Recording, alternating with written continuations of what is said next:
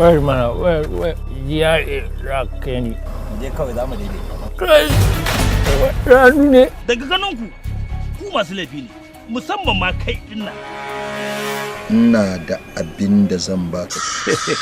rufe wannan bakin naka mai cike da sharri ya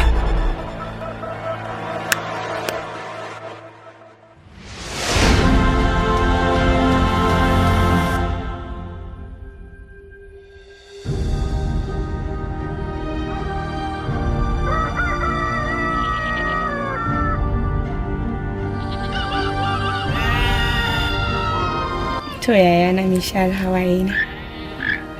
amma idan ka tafi ba za ka wuce sati ɗaya ba ko sati ɗaya ko biyu da insha Allah a gaskiya sati ɗayan da wani irin biyu kuma ka fi son dije da ni suka kusa ka gaya mun na son dan juyo da wani shage marmushi yan binne na wani dije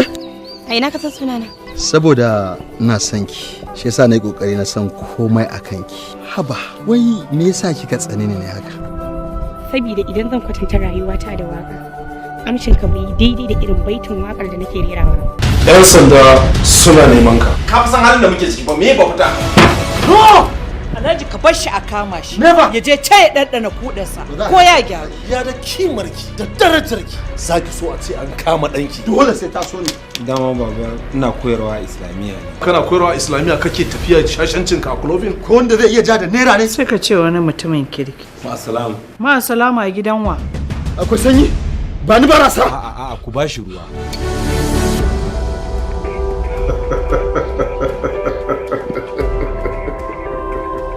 haba yaro ai ko giwa ta faɗi ta fi karfin tukunya inna lillahi wa inna ilaihi raji'un na shiga uku nan Allah kai hakuri wani hakuri ke so ne ki dauki hannun ki mare ni kawai dan na ce ina son ki iyazu billahi Allah kai hakuri ka mai da ni gidan abinda kika shuka shike girbewa yanzu she's gone sai da aka yi mata jina-jina sannan aka zo aka yi mata fyaɗen kuma ba mutum ba mutum ba wannan shine ya yi sanadiyar bugawan zuciyanta sakamakon wannan raunuka da ta ji ta mutu nan take arawa ka kawo duk wanda yake da hannu akan mutuwar gamata kun riga kun tabka kuskure a matakin farko sanin darajar yar uwata ne saboda zan iya yin komai don kwatar mata hakkinta ba dai komai ba ina nufin komai aiki na ne ba aikin ka ba me kake nufi wata shari'a sai a lahira gaskiya ne wata fansar sai gobe ga Allah na haƙura na bar wa Allah komai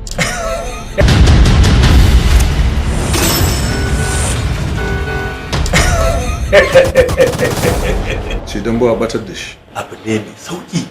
idan har zaka bar